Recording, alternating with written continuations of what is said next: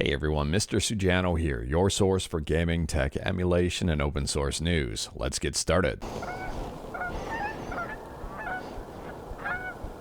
Alright, to kick things off, we're talking about PlayStation 1 emulation with Duckstation, and well, we've got a controversy on our hands right now. So this post is up on Reddit emulation as well as Reddit Linux.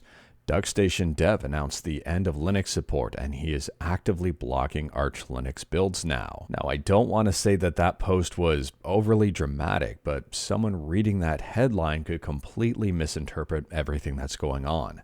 But at the same time, sometimes where there's smoke, there's fire. And it's no secret that Stenzek, the person behind Duckstation, is arguably a polarizing individual and arguably very opinionated.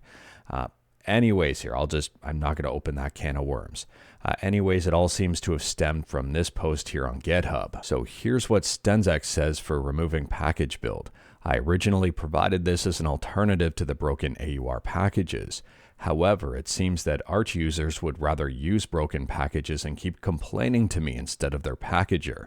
I specifically forbid packages for Duckstation, and there's no way to request removal of these packages without handing my details over to a distribution I want nothing to do with. So this is step one. Next step will be removing Linux support entirely because I'm sick of the headaches and hacks for an operating system that only comprises 2% of the user base, and I don't even use myself.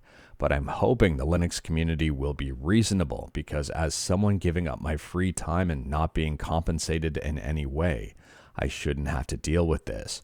Just grep source for Wayland and you'll see what I mean. So after reading that statement, this is where I'd say the headline is a little bit misleading or a little bit dramatic. Possibly. I mean, no, Stenzek did not announce the end of Linux support.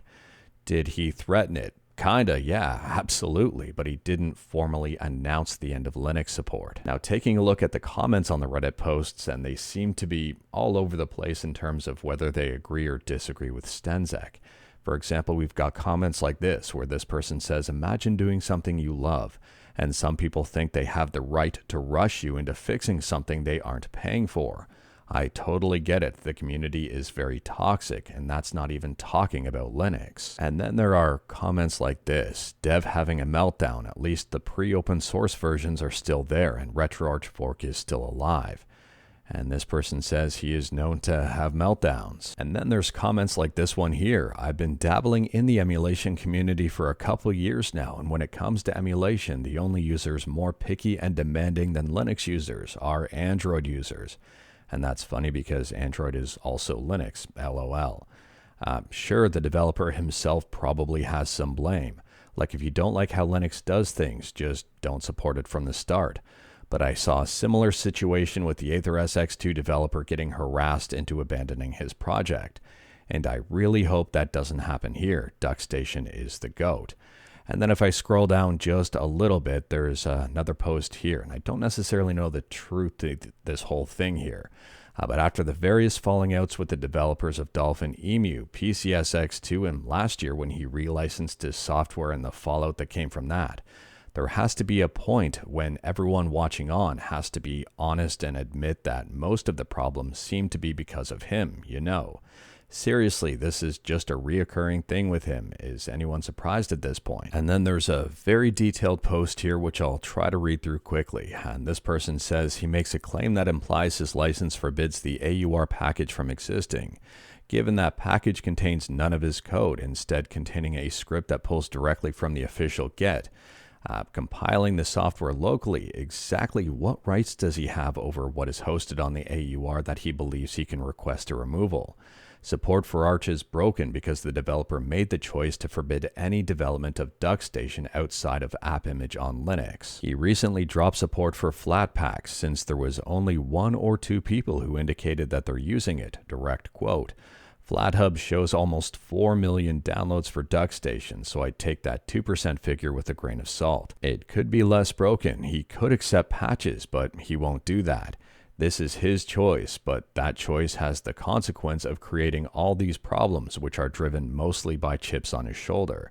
He doesn't like the Unix way of dealing with configuration files. He insists on controlling software updates. He can't stand invalid bug reports from unsupported builds. The threat to drop support for Linux unless the mean Linux people are nicer is like a movie director asking critics to give them a 4-star review. You put your shit out there and people will be people. This is not a defense of poor behavior, but an acknowledgement that there's always going to be annoying entitled people who will send useless bug reports or troll. The impulse to punish the many to get back at the few is shit behavior in any context, and he should know by now that what he's doing won't discourage anything. The opposite, people who actually have it out for him get exactly what they want, a tantrum. I'm sure it's not easy being a developer for projects like this. Working in open source projects in general seems to require a high tolerance to dealing with noise from the public. And of course, I think FOSS developers that are honest and do their best should be treated with respect. But I don't think invalid bug reports are a great reason to piss off millions of your users. He's in a mess of his own making. So based on sifting through the posts and reading through this, my opinion here is probably just to leave Stenzek alone and let him do his thing. Stenzek seems to want to control his entire world and everything about Duckstation, and I think the licensing kind of reflects that. So I wouldn't necessarily say it's a good idea to reach out and bother Stenzek at all. It may just be advisable to just leave him alone, let him be, let him just do his thing. I would argue that Duckstation is the current best PlayStation 1 emulator out there. So as for the future of Duckstation on Linux, I really don't know. I think it could go either way. But I do think that not directly bothering Stenzek and harassing him and suggesting things or demanding things or expecting things is probably the way to go. Probably a huge step in the right direction. And I would say at the end of the day, a lot of these emulator developers, they do stuff out of the goodness of their heart, 100% free, mostly open source. And that being said, I mean, they're just doing this stuff, and there are a lot of entitled people out there demanding and really harassing the developers to try to get stuff done, which I don't think is the right approach. And just leaving them alone, I think, really avoids a whole lot of problems. And speaking about stuff, next up here, we're talking about GamiFries. If you've got a Nintendo Switch 2 and you like French fries and you've got a 3D printer, well, you might like GamiFries. I'm assuming if you also like greasy, grimy, gross controllers. So yeah, this is a fun little project I think is worth mentioning. A lot of people have sent me this one to talk about it, so here we are. I kind of wish there's a napkin holder built into it as well, just to help prevent greasy, gross controllers. Maybe you could just 3D print that on the back or something. I don't know here. Let me know your thoughts about GamiFries in the comments below. Would you be interested in this for your Switch 2, provided you have a Switch 2? Based on sales figures, there seem to be a lot of people with a Switch 2. And speaking about the Switch 2, next up here we're talking about a CRT filter that the Switch 2 just received for SNES games. Polygon is reporting on it, and listen to this title. Switch 2 SNES games just got a graphics filter that upgrades the entire experience.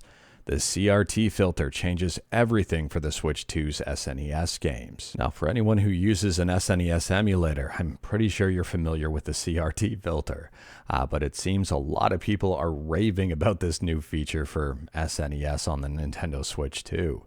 And I think the only caveat here is this filter is kind of held back by the LCD screen on that Switch 2. I mean, for example, this tweet here looks pretty good to me. It's no CRT Royale, but certainly adds a level of depth and perceived detail to gradients, really only held back by the Switch 2's LCD display in portable mode. If you've used the CRT filter on your Switch 2, let me know your thoughts about it in the comments below. And speaking about screens and also Nintendo stuff, next up here we're talking about something that I probably wouldn't recommend, but it's being reported here that it works. Apparently a freezer can fix dead pixels. So here's what the claim is, and again, I don't recommend doing this, but this person says, "Hey everyone, I just wanted to share something. If you have a dead pixel on your 3DS, don't rush to replace the screen. You can try putting your 3DS, do not include the battery, in an airtight container in the freezer for a certain amount of time. In my case, I left it in there 24 hours, and guess what? The dead pixel is gone. Extra information: before turning the 3DS on, I let it sit at room temperature for 30 minutes and wiped it with a tissue. So far, the 3DS has turned on like normal. Everything works fine, including the sound, screen, buttons, card slots, charging port, and Wi-Fi. They go on to say here, after 4 months, my old 3DS screen is still in good condition. No dead pixels have reappeared on the screen. Everything is still working normally. I attached the picture below.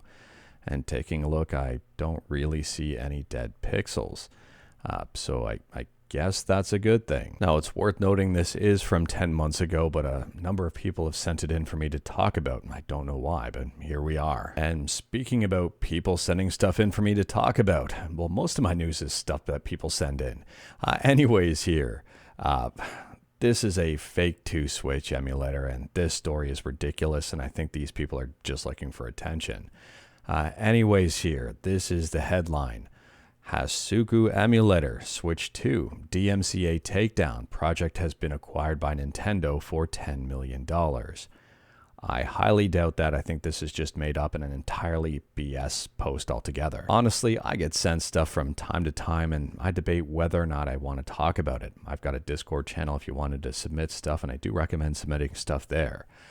But anyways, just taking a look at this, it's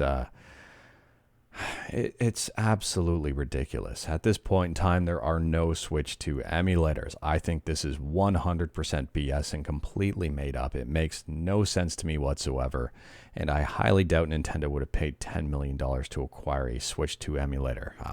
Take a look at anyways. But moving on from that nonsense, and next up here, we're still talking about Nintendo, and this time with fan art.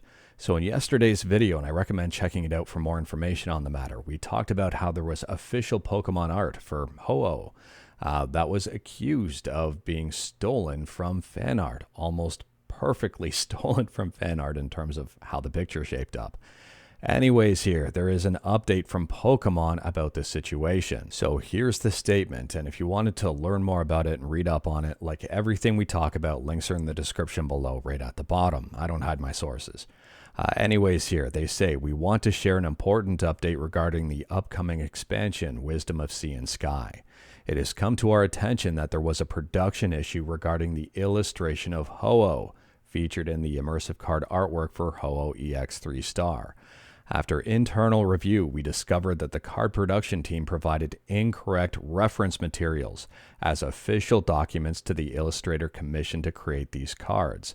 As a result, both cards have been replaced with a temporary placeholder that the team is actively working to replace with the new artwork as soon as it's ready. On top of that, they say we are also conducting a broader investigation to ensure no similar issues exist elsewhere in the game. And I do think that's a really good step, because maybe where there's one, there's more than one. I mean, there's a lot of Pokemon fan art out there. And I would say a lot of really, really good Pokemon fan art out there. And to me, this is a super unfortunate situation overall. But at least Pokemon is trying to do what's right here, not just utilizing the fan art anyway and saying too bad to the artist. Moving on, and next up, we're shifting from Nintendo to Xbox and PlayStation and talking about the current best-selling games on PlayStation, at least for Q2 2025. And Matt Piscatella has just posted some very interesting information. At a super high level here, it may have been a very smart idea for Microsoft to go multi-platform with their games. So taking a quick look at the top 10 best-selling games on PlayStation between April 6th and July 5th, and Microsoft is dominating this list. I mean, in second place, third place, fifth place, sixth place, 8th and 9th, we've got Microsoft. So basically 6 out of these 10 games are from Microsoft. Now, surprisingly here, in the same time period, taking a look at the top 10 best-selling games on Xbox, and Microsoft doesn't have as many games on the list. It seems like Microsoft games are more popular on other platforms compared to Xbox. And then flipping over to Nintendo for the same time period, and no surprise, Nintendo is absolutely dominating their own list. Go figure.